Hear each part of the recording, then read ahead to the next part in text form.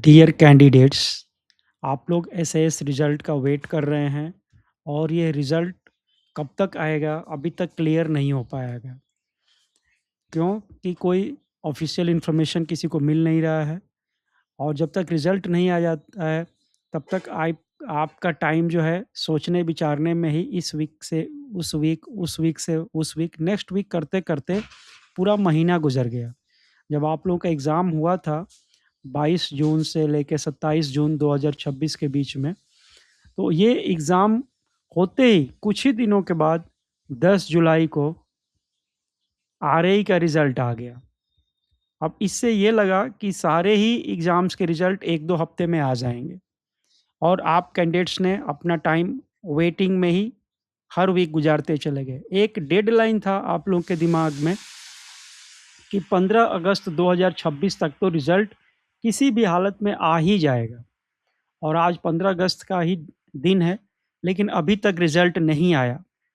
इससे क्या दिक्कत हो रही है? रिज़ल्ट नहीं आने से आप सभी बच्चों के दिमाग में यही आ रहा है कि मेरा टाइम जो है आगे वेस्ट की तरफ जाएगा। क्या करूँगा? डिले क्यों हो रहा है? यही सब सोच-विचार में आप टाइम लगा रहे हैं, है ना?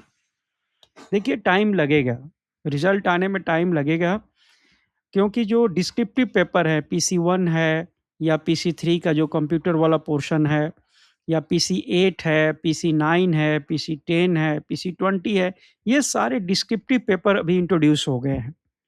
तो इनकी कॉपी चेक होने में टाइम ज़रूर लगेगा। इवैल्यूएशन होके फिर फाइनल रिज़ल्ट में कन्वर्ट होना, फिर उस पे कॉम्पिटेंट अथॉरिटी के साइन होना, इसमें टाइम लगता है।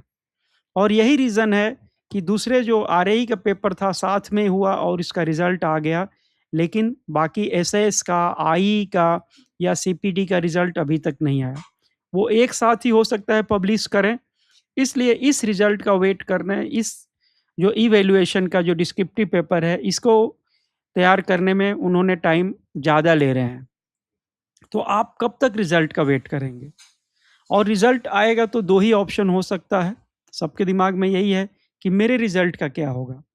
कुछ पेपर में आपको श्योर है कि ये पेपर मेरा क्लियर हो जाएगा और कुछ पेपर में आपको डाउट है कि शायद मैं पास भी हो सकता हूँ, नहीं भी हो सकता हूँ या फिर जिसमें आप श्योर हैं कि ये मेरा ज़्यादा अच्छा हुआ है, लेकिन जब तक रिज़ल्ट नहीं आता है, तब तक वहाँ भी आपके मन में ये विडंबना बनी रहती है कि मैं क्या करूँ?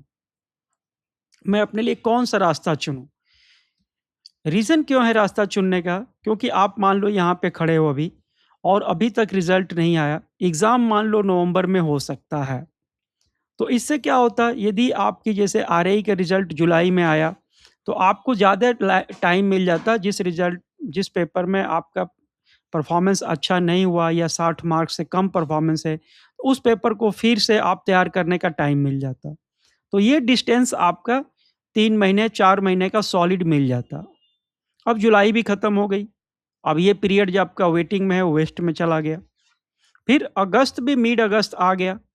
अब मान लो मिड अगस्त में भी आ जाने पर अभी तक रिज़ल्ट नहीं आया, ये मान लो एंड ऑफ द अगस्त हो जाता है तो क्या होगा? आप और का क्लोज़ में चले जाओगे। वेटिंग को क्लोज़ में ट्रांज़िट पीरियड को वेस्ट में आप ले जा रहे हैं, यही तो हो रहा है। मान लो अगस्त के लास्ट में रिज़ल्ट आता है या सितंबर के फर्स्ट वीक में रिज़ल्ट आता है, तो जितना रिज़ल्ट लेट होगा, उतना ही आपका ये वाला टाइम वेस्ट हो जाएगा। क्योंकि ये वाला टाइम तो लगभग-लगभग फिक्स्ड है कि भाई 2026 एंड होने से पहले-पहले ये एसएस 2 का एग्ज़ाम 2026 का ये लेंगे ही लेंगे। तो आपका ये जो ट्रांज़िट पीरियड है, इसमें आपको स्मार्ट वर्क करना चाहिए। अब आपको वेटिंग में जिस पेपर में बिल्कुल कन्फर्म हो कि ये पेपर मेरा ठीक है, उसका वेट कर लो। लेकिन जिसमें आपको लगता है कि नहीं, ये मेरा अभी पेपर गड़बड़ हो सकता है, तो आप उसको पढ़ना शुरू कर सकते हैं। ट्रांज़िट पीरियड को एडवांटेज में क्रिएट किया जा सकता है। दूसरे कैंडिडेट्स उसको वेट करने में अपना टाइम वेस्ट करेंगे, लेकिन जो स्मार्ट बच्चे होंगे, जो समझ रहे हैं कि भाई दोबारा के लिए भी तैयार रहना चाहिए।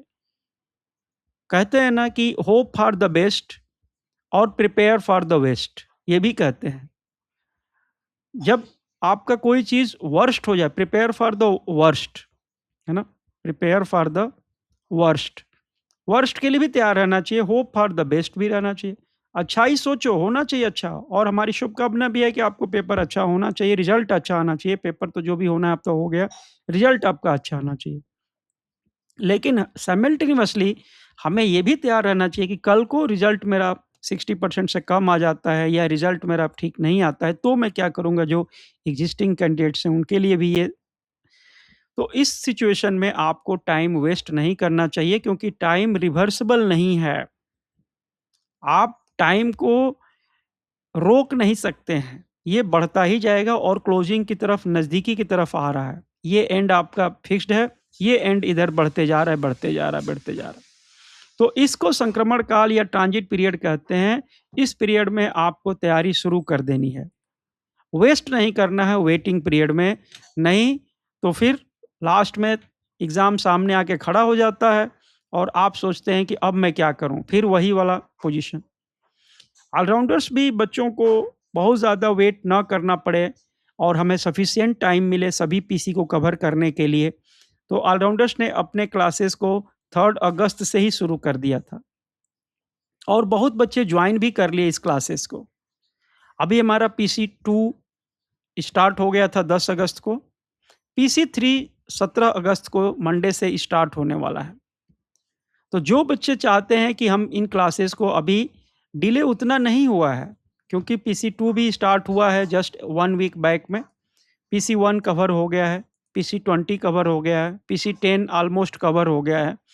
तो जो बचा हुआ है उसमें तो कम से कम एंट्री डे 1 से हम कर सकते हैं।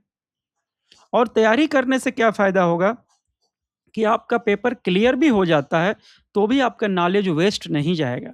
वो आपका डिपार्टमेंट का ही नॉलेज है। कहीं न कहीं आप आई का एग्ज़ाम देंगे या आरएई का देंगे या सीपीडी का देंगे या कोई भी एग्ज़ाम देंगे, तो उसका एडवांटेज आपको हमेशा मिलता रहेगा। तो ऑलराउंडर्स का सजेशन यही होगा कि आप रिज़ल्ट का अब वेट करने में टाइम मत लगाइए। आप चाहें तो सेल्फ से तैयारी शुरू कर लीजिए या फिर ऑलराउंडर क्लासेस के साथ जो अन्य बच्चों ने ज्वाइन किया है क्लासेस, आप भी चाहें तो क्लास को ज्वाइन कर सकते हैं।